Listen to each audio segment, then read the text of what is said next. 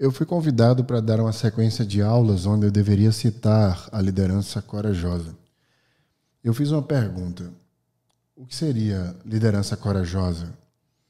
Porque em todas as leituras que fiz, a liderança corajosa, ela parte de um pressuposto onde a gente tem que elevar a energia do outro. Quando alguém se sente com medo, por exemplo, a gente utilizar a nossa, abre aspas, coragem, mostrando como se faz, para que as pessoas se sintam motivadas e passem a fazer coisas parecidas. Existe uma psicóloga americana que trouxe uma perspectiva muito importante. Ela fala que existe uma diferença muito grande entre motivar a energia do outro e respeitar a energia do outro. Ela chama de simpatia todas as vezes que a gente tenta elevar a energia das outras pessoas com palavras positivas ou mostrando cenários positivos. E ela chama de empatia todas as vezes que a gente tentar simplesmente validar o sentimento do outro. E quando eu leio sobre liderança corajosa, eu vejo muito mais uma simpatia de pessoas que devem ser simpáticas ao sentimento do outro. Só que a simpatia, ela afasta as pessoas, porque quem está se sentindo mal, com medo ou com qualquer outro tipo de problema, não se sente validado, ouvido, percebido e abraçado pelo outro. Me parece que a sensação é de que a gente deve passar por cima de qualquer coisa que a gente esteja sentindo só para mostrar que a gente está bem. Onde, de acordo com essa visão, a empatia valida, abraça o sentimento alheio. E nessa vulnerabilidade de aceitações, as pessoas passam, portanto, a lidar melhor com seu medo. Eu não sou fã do termo empatia, já gravei um podcast falando por que empatia não existe. Caso você queira, você possa escutá-lo e ou assisti-lo.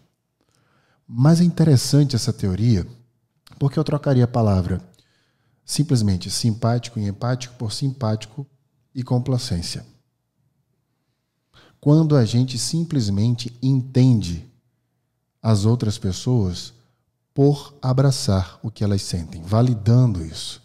Eu não preciso ter uma compreensão profunda sobre o seu sentimento. Eu preciso apenas entender que você não está se sentindo bem. Foi a partir desse pressuposto e crença minha que eu comecei a estudar o medo de uma maneira mais profunda para desconstruir a liderança corajosa. E dentro desses estudos, eu inclusive gravei um podcast recentemente sobre ele, eu formei algumas aulas. Em uma delas eu afirmo que, pela perspectiva neurocientífica, o medo é a ausência de repertório. E hoje eu tive um insight muito interessante. Se o medo é a ausência de repertório, no No Brain Again Cast de hoje, eu quero te ensinar a aumentar seu repertório.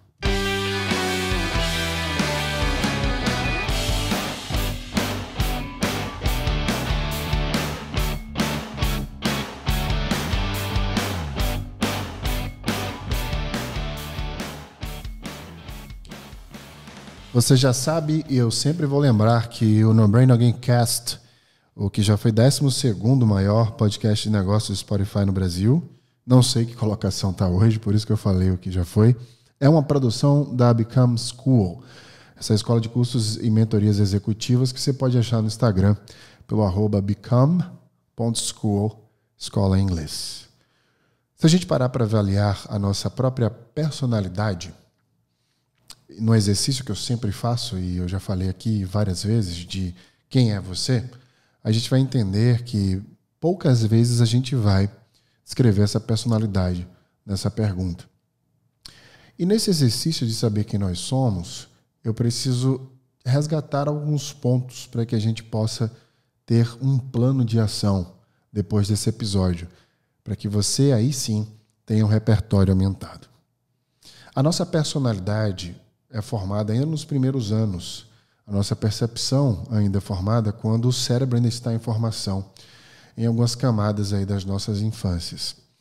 Quando a gente entende que a nossa personalidade é um combinado de situações como nossos genes provenientes dos nossos pais e os pais dos nossos pais, o meio em que a gente vive, a própria formação paterna e materna dentro de casa, a sociedade.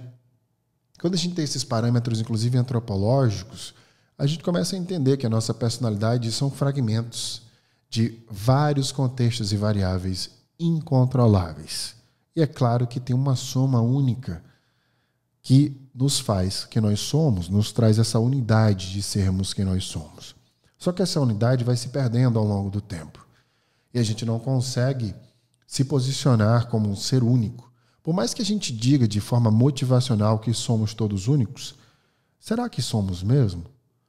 Ou a gente está seguindo uma manada onde todo mundo é substituível e a gente não tem ali um posicionamento externo, apesar de muitas vezes talvez sabermos no que temos essa unidade, de que as pessoas não sabem como nos utilizar ou como nós podemos ser úteis para a vida delas, de forma peculiar.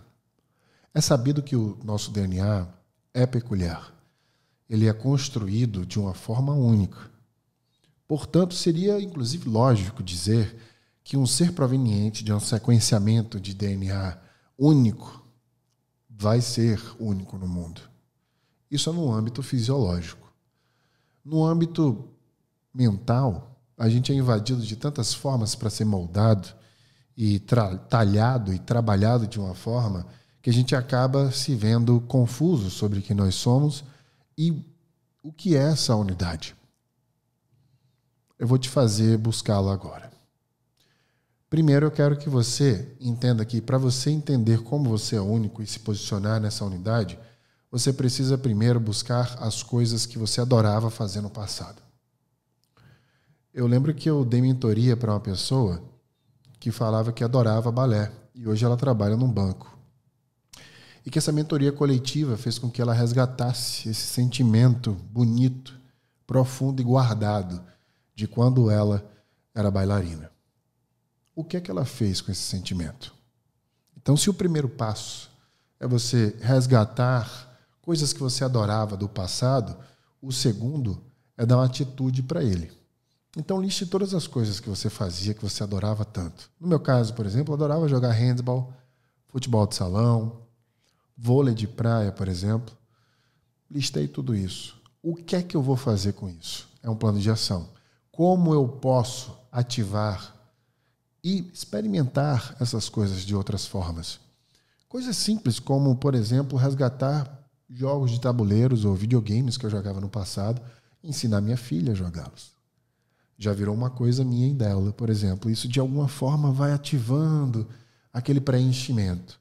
E todo o preenchimento é feito por pequenas partículas, assim como a própria praia, que é feita por grãos de areia. Cada grão daquele tem um significado diferente. O problema é que a gente não dá esse significado porque eles são todos iguais. É o que a gente vai tentar diferenciar aqui agora. O próximo ponto é você entender quais são os desejos do presente. Quais são as coisas que você mais adoraria fazer? É uma outra lista agora. Quais são as coisas que os novos sonhos que você alimenta? Quais são as novas coisas que você gostaria de ativar na sua vida? E, mais uma vez, precisa dar ação a elas. Eu tenho vários amigos que falam que quer aprender uma língua nova. O que impede essas pessoas de aprender? A ausência de tempo?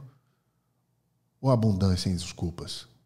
Você pode baixar um aplicativo agora mesmo no seu celular, no seu tablet e começar a aprender 15 minutos por dia de qualquer língua. Se você aprende 3 línguas por dia, em 5 dias você já vai ter aprendido 15. Se você deixar de fazer isso, você vai ter perdido a oportunidade de aprender essas 15 línguas na sexta-feira. Então, ative uma lista de desejos presentes e faça com que essa lista seja ativada em pequenas ações do seu dia a dia. Eu vou aqui expandir um pouco a sua navegabilidade de ações. Eu não estou falando de trabalho. Apesar desse podcast ser um reencontro seu com você mesmo, para que você ressignifique a sua relação com o seu trabalho, tudo que a gente vai fazer hoje não tem nenhuma relação com o trabalho, mas impacta diretamente nele. Algumas coisas para você pensar. Quais são os esportes que você adorava fazer ou tem curiosidade em buscar? Se não tiver curiosidade, crie essa curiosidade. Eu jamais imaginei jogar tênis na vida. Jamais. Eu sequer assistia pessoas jogando, ou quando via alguém com a raquete, eu não estava nem aí.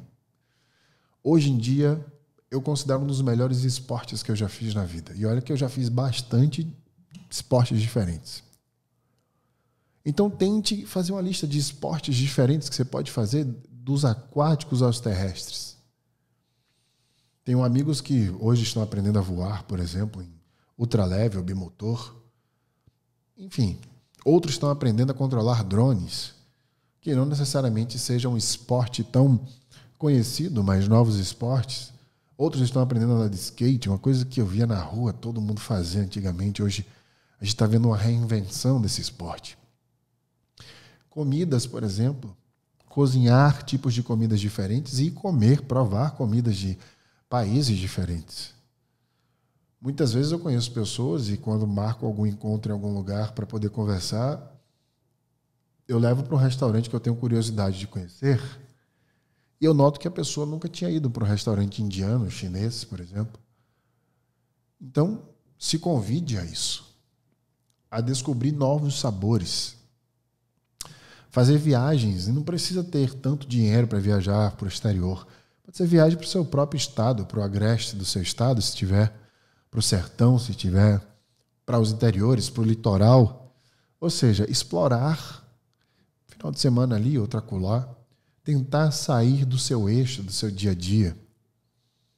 Tentar ter atividades diferentes do dia a dia, que diferem desse ciclo que você já vive todos os dias e que você provavelmente não está tão satisfeito assim. Eu tenho mais uma dica para dar, que é algo que eu faço, que é um curso de algo diferente por semestre. Ou seja, todo semestre eu te incentivo a tentar aprender um instrumento diferente, uma língua diferente, uma culinária diferente, fazer um curso de algo que não tem nada a ver com o seu trabalho, ou algo que você queira aperfeiçoar, como neurostorytelling, por exemplo, como falar em público, como mexer melhor no seu celular, como mexer em algum software de computador, por exemplo. Ou seja, aprender, navegar.